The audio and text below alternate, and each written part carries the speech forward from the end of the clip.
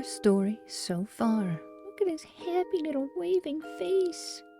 Well, his face isn't waving, but his face is next to his hand, and that's waving. While hunting for clues, Layton and the others learn of what a... While hunting for clues, Layton and the others learn that a livestock contest is about to begin. Look at these cows. Look at those balloon cows. Those are adorable. Before it does, however, they find several scraps of information that may pertain to the Elysian box. Shortly thereafter, the three take a break from their investigation and return to watch the contest. Alright, full disclosure. It's been a month since I've played this. Things got busy and I had to stop. But we're back now. I'm gonna try to remember what I was doing. I think I have to go back and judge the competition. You know, it says go to the competition. Probably a good sign. Did I talk to this man? No puzzle? The area is secure, sir. 5 more minutes, please. But yeah, it's been a month. If people's voices have changed, apologies. This is not the way to the competition. We talked to this man. No more puzzles. Fish here are so tasty because the water is as pure as can be. If I keep catching fish at this rate, I'm set for breakfast, lunch, and dinner. Alright. Sounds good. Let's get back. You're new, I think? Yes, you're new. Boy, oh boy, I'm in a tight spot. I wanted to make a clean cut in this board, but I botched it kinda bad. It's pretty much useless as is. Can you think of a way to turn the pieces into a solid square? Oh boy, let me at it. Number 42, board splitter. I'm so ready. It's been so long since I puzzled. Here we have an oddly shaped board. Since this board is rather unwieldy as is, you've decided to cut it into 2 pieces and rejoin these pieces to form a square. Assuming you aren't allowed to flip either of the pieces over once the board is cut, where should you make the cut in order to achieve the above?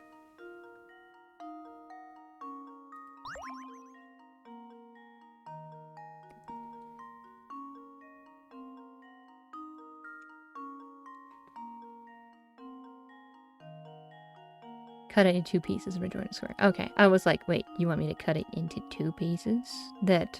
Like 2 separate pieces? No. Cut it into 2 pieces, but then rejoin it so it's 1 full piece. Got it, okay.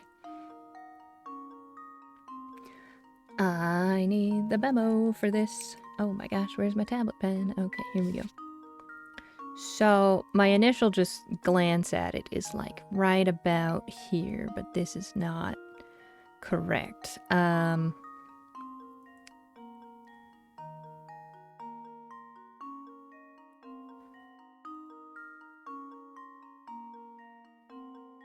So just 1 cut. Okay. Okay. Alright.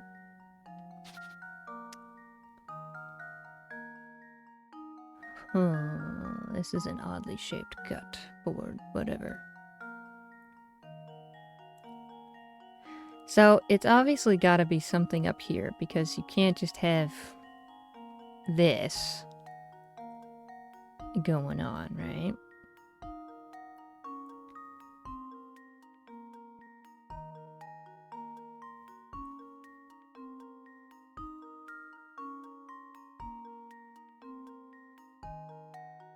I'm just making lines, don't worry about it.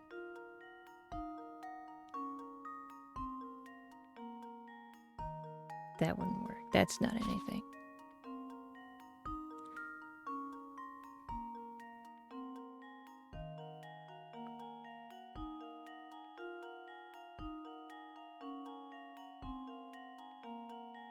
Oh, is it just this?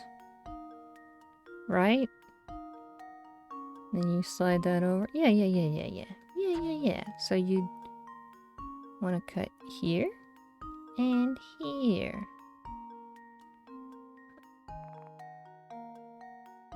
Sorry, I was just like, maybe they're gonna stop me. Unless it's like just 1 cut. But this is the only... I don't know. We're gonna try it. And now to test my theory. Okay, I was like, does it say 1 cut? And there we have it. It says the cut, but I'm like, you gotta make two cuts here. Excellent. Easier than it looks, isn't it? Yeah, yep. Didn't take me at least a few minutes there. Woohoo, that did the trick. Thanks. Now I can finally get back to building that shed. You might want to, like, reinforce that board a little bit, maybe. Also, I think that was a lady. Sorry, I'm zoomed out. You've got, like, I don't know, just a boyish face. I'm sorry. I see now it's like, you know, it's the hairstyle. It's the hairstyle. These are not men's shoes. You have another puzzle? Oh, hi there. I've got another board problem on my hands. Here's the shape I'm going for this time. Also, the collar. The collar was a giveaway. It's, like, rounded. Board splitter number 2. I'm so sorry, ma'am. Well, here we have yet another inconveniently shaped board. Who's been letting her have the saw? Am I right? This one's even more unwieldy than the last. So you need to cut it into 2 pieces that you can reassemble to form a rectangle. Assuming you aren't allowed to flip either of the pieces over once the board is cut, where should you cut it in order to achieve the above?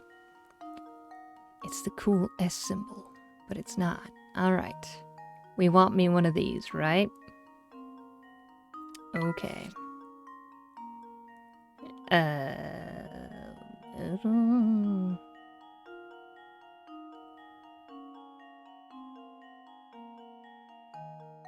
Can you just do something like this?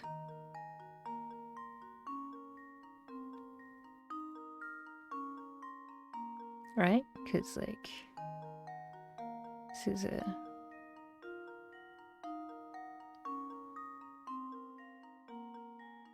is a thing going on here.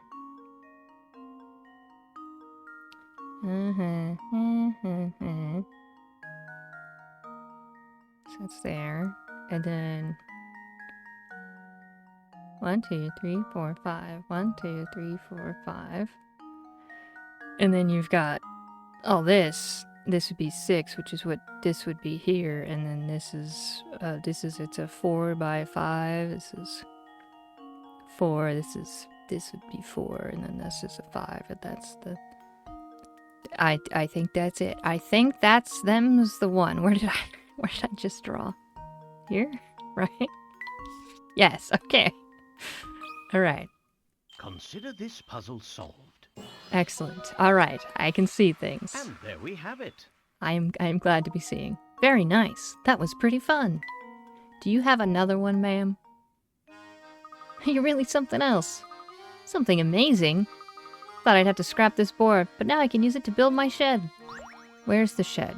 I want to see this shed that you're magically working on. You got a battery. Use it to rebuild the camera in the professor's trunk. I was like, trunk's professor. Yep, I can definitely see. I've proven this. Board splitters now in your puzzle index. You got a third?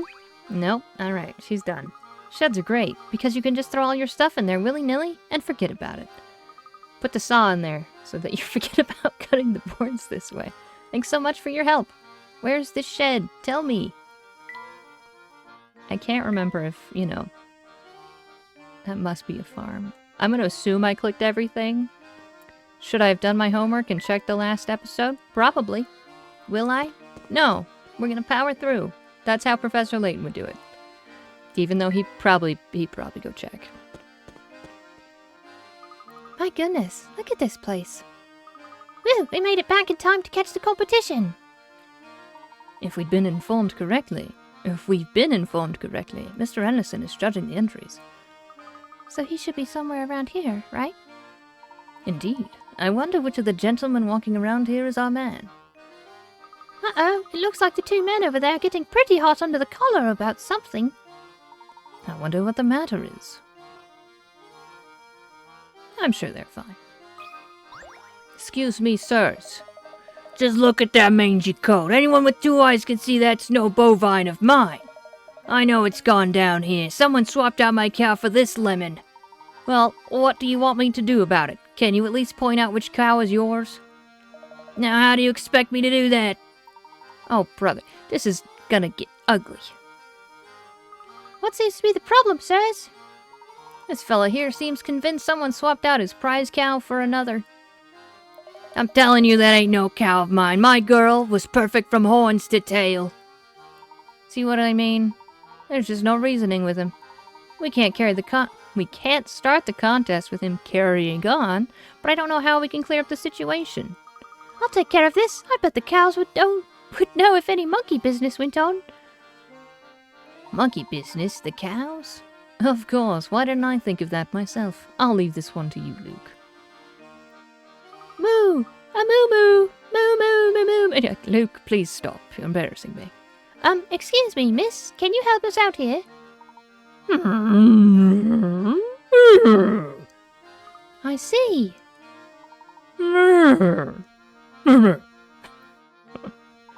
Did you find out anything of use? I sure did. If I had to sum up our conversation, it'd go something like this. I'm a cow. Yeah.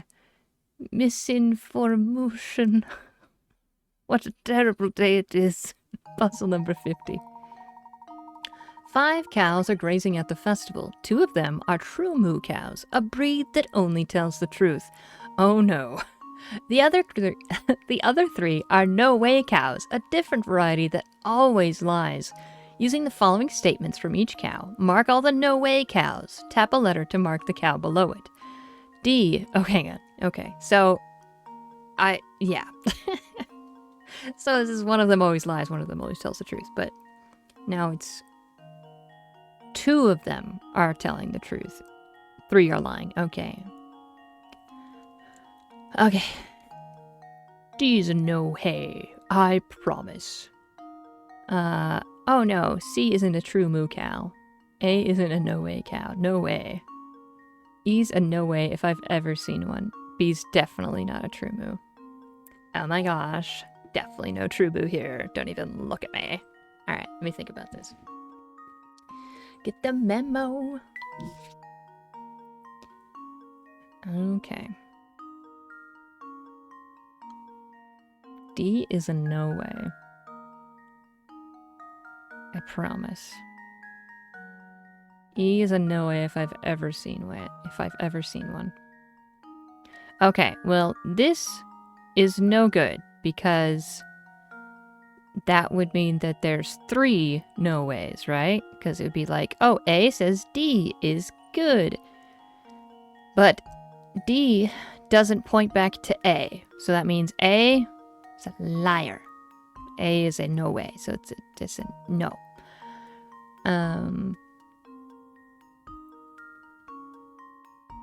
Which would mean that C is telling the truth. So that might be, that's a good. A ain't a no way cow, no way. So C is, yeah, all right. C isn't a true moo cow. Okay, so that also would mean that B is lying, which that checks out. E's a no way if I've ever seen one. B's definitely not a true moo, which is true. This is true. E's a no way if I've ever seen one, which that's a lie. Because E just told the truth about B. So, that's pretty good. Alright, what am I selecting? Tap a letter to mark the cow below it. Mark all the no-way cows. Okay, so, bop, bop, ba. Get out of here. Get out of here with that. What did I do wrong? Looks like I botched that one. I probably got some numbers confused. Numbers? Letters. Yeah, definitely probably got something confused if I said numbers. Too bad. Think hard about the clues you've been given and try again. Alright. Why? Hang on. Yeah, let's review this. My picarets. Alright, let's see. My memo! Well, that's just rude. Okay, alright. Let's go over this again. D is a no way, I promise.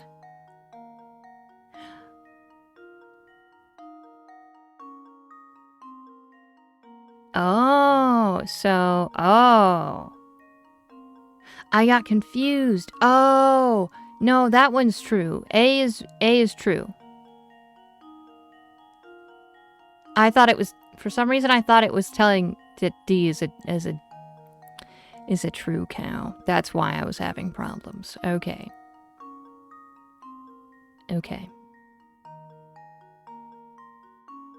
Which means E is good, yes, and that A is good? Because if A is telling the truth, D is bad, right?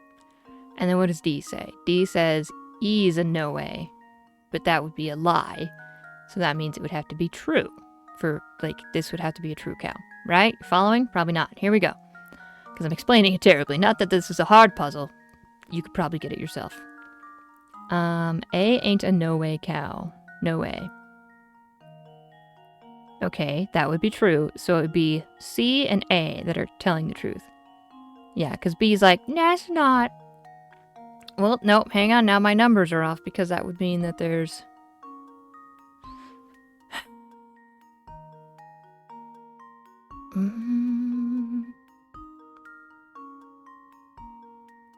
Hang on.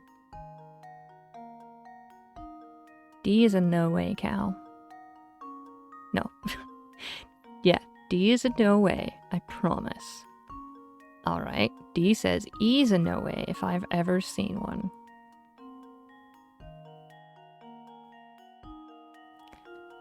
Okay, so if we go... This is true. That means D is no good. D is a liar. Which means E is a no way if I've ever seen one. Which means this would be, you know, that it must be a true moo. Which would mean that these other three are no good. C isn't a true moo cow. But that would be the truth then, so that doesn't work. Alright, so A is a liar. Right? Right. So then D is probably telling the truth. And by probably, I mean...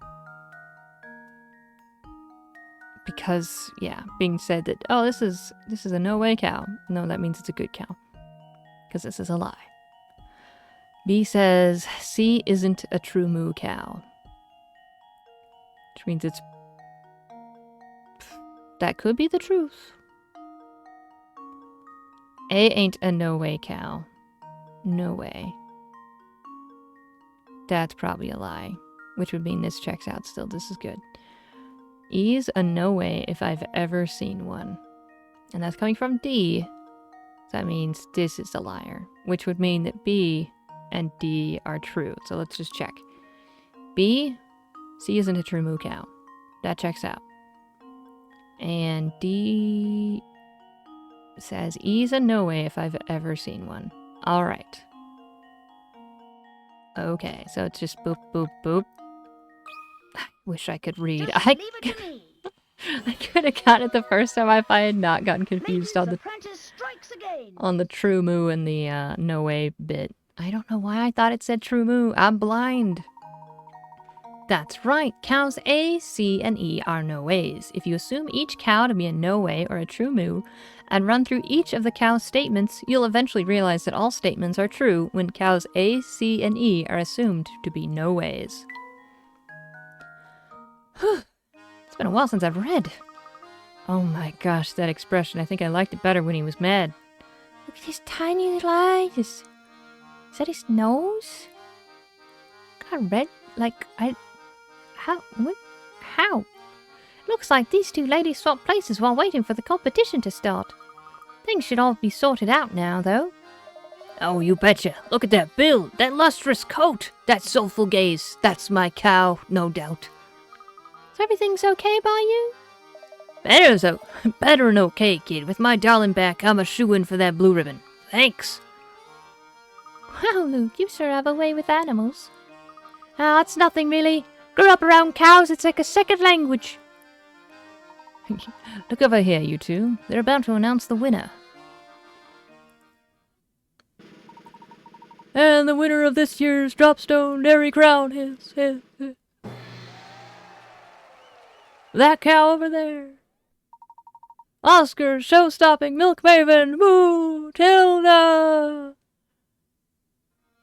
Hold on now, you mean to tell me my sweet Mary Moo didn't take first place? Too bad you swapped your cow back, Clabber. If you kept quiet, you'd be a winner, eh? I was robbed. The competition must have been rigged. Rigged, I tell you. To think he went through all that trouble to get his cow back, then ended up losing because of it. Yes, I suppose it goes to show that things in life don't always go as planned. Right you are, Professor. Say, shouldn't Mr. Anderson be around here by now? Shouldn't Mr. Anderson be around here now? I can't read. Help me, Professor. It's going to take some effort to find him at a crowd this dense. Let's look around a bit. Misinformation. Mr. Anderson. Those cow balloons certainly are something else. I'm guessing it's the one guy here. Hello, man. You ever heard the old saying, the clothes make the man? Well, from the look of your duds, I'd say you've got your act together. So try this puzzle on for size. Puzzle number 39. A change of clothes. Men A, B, and C each started off with pants and shirts of a single color. A wore red, B wore blue, C wore white. Then they were blindfolded and swapped items of clothing. After they took off their blindfolds, here's what they said. No one's shirts and pants match. It looks like C's the only one of us who didn't keep any of his original clothes. C, I don't know if I like these red pants. Change their clothes by tapping on them and assemble their current outfits using the clues given. Okay. Alright. C has red pants. Where am I dragging? Okay. C has... Hey. Let me... Oh. Oh, you don't drag. Okay. Hang on. Nope, that was right. Okay. Looks like C's the only one of us who didn't keep any of his original clothes. Okay. So... that means he would have to have...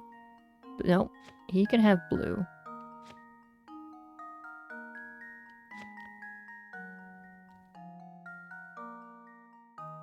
No one's shirts and pants match. Hang on.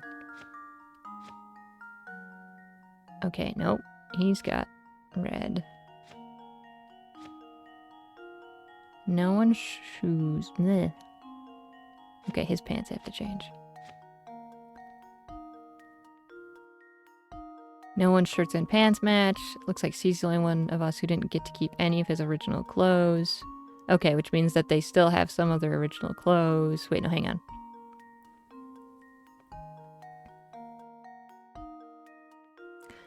He has... Okay, alright. I get it, I understand. He has his pants still. He has his... Okay. No one's shirts and pants match. Got it. It looks like C's the only one of us who didn't get to keep any of his original clothes. Alright, his completely different. I don't know if I like these red pants. Perfect. Alright, boom. Got it. Consider this puzzle solved. Yes. Solved it. Correct. A true gentleman leaves no puzzle unsolved. Took me a second there with that middle clue. Nicely done. You know that C is the only one not wearing something from his original outfit, meaning he's not wearing anything white. You also know he has red pants, so his shirt must be blue.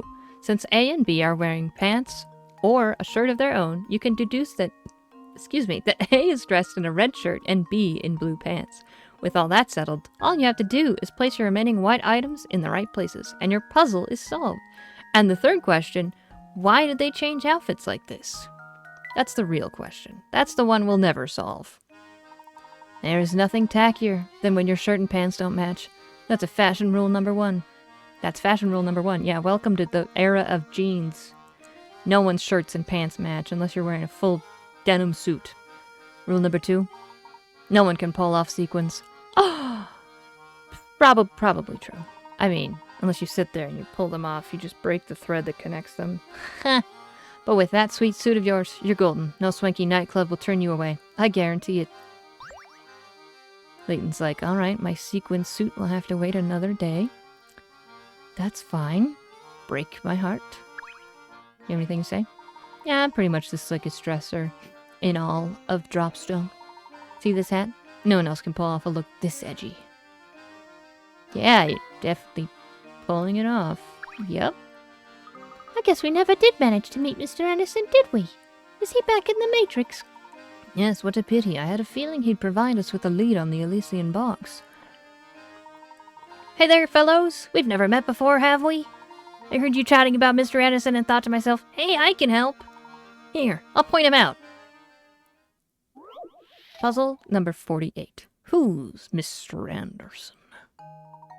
I just saw Mr. Anderson around here a minute ago. He shouldn't be too hard to spot. Well, with that beard and hat, yep. He's a real gentleman, and he always looks spiffy with his cane and that dapper little bow tie. Oh, and he doesn't wear glasses, in case you're wondering. Look, there he is now. Using the clues in the above statement, can you find and circle Mr. Anderson in the crowd? He's got a cane. He's not wearing glasses. He's got a glove on his face. Okay, he's not wearing glasses. It's not her. What if it was her? No, I'm just kidding. I'm just kidding. No cane. That's a cane. That's a cane. Bow tie, bow tie. Beard and hat. He does have a hat. It's just flying off right now. Beard, cane, no glasses. Hat, suit. It's kind of hard to tell from some of these. No cane. Not this guy. Okay, hang on. Not that guy. No cane. Not that lady. Unless they're trying to throw me out the scent. No cane. That's a dog bone for the dog. No cane.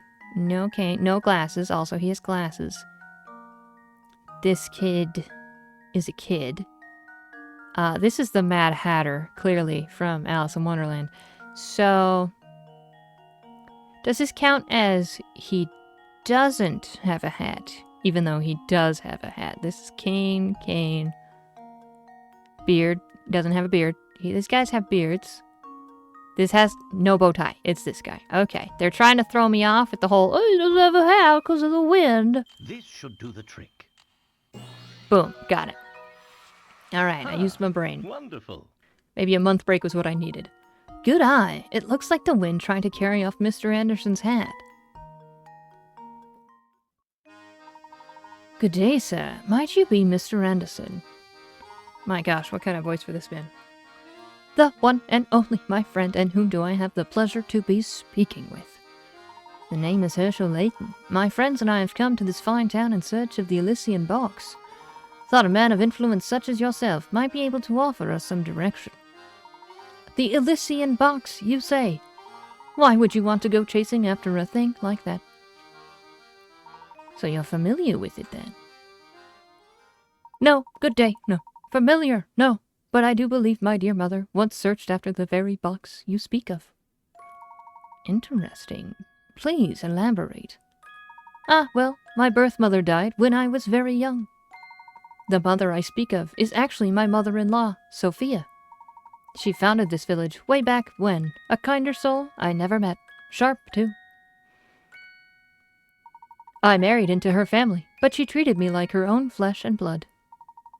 Seeing how I never knew my own mother, I suppose it would be fair to call Sophia my real mother. Even after my wife passed on, Sophia continued to treat me as one of her own.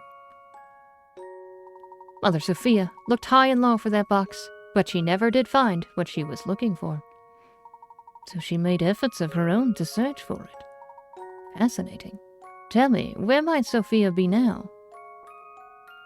She left us last year. In her last days, she spent a lot of time holed up in her room writing. Sadly, I never found out why she was so intent on getting her hands on that box. I see. I'm sorry for your loss. Thank you. Well, my mother may have had knowledge of that subject, but she's gone now. So, now you know as much as I do. I regret that I couldn't be more help to you, sir. Not at all, Mr. Anderson. I've learned a great deal from our conversation. You have my thanks. Oh, one thing before you go, Mr. Layton. Please, take a look around. You. Sorry. These picturesque hills. I'm sorry, I'm getting choked up, you see. These happy people. Dropstone has been blessed with so much. Sophia turned this place from nothing into a village full of warmth and camaraderie. Dropstone mustn't ever be allowed to wither and fade like so many other villages. After all, too many sacrifices were made to make this place what it is. Forgive my ramblings. Once I start talking, sometimes I have trouble stopping. This voice is so bad. I'm so sorry. Enjoy your time in Dropstone and be well. Good day. Well, I guess that's another dead-end lead. Oh, I wouldn't say that, Luke. It appears this village is inextricably linked with the Elysium box. I also find Mr. Anderson's choice of words interesting. What do you suppose he meant by sacrifices? I don't know. Probably something dark and really edgy that maybe not belongs in this game. Looks like our mystery only leads to more mysteries. Who's Mr. Anderson? It's now in your puzzle box thing. The Professor, Luke, and Flora decide to head back to the train station.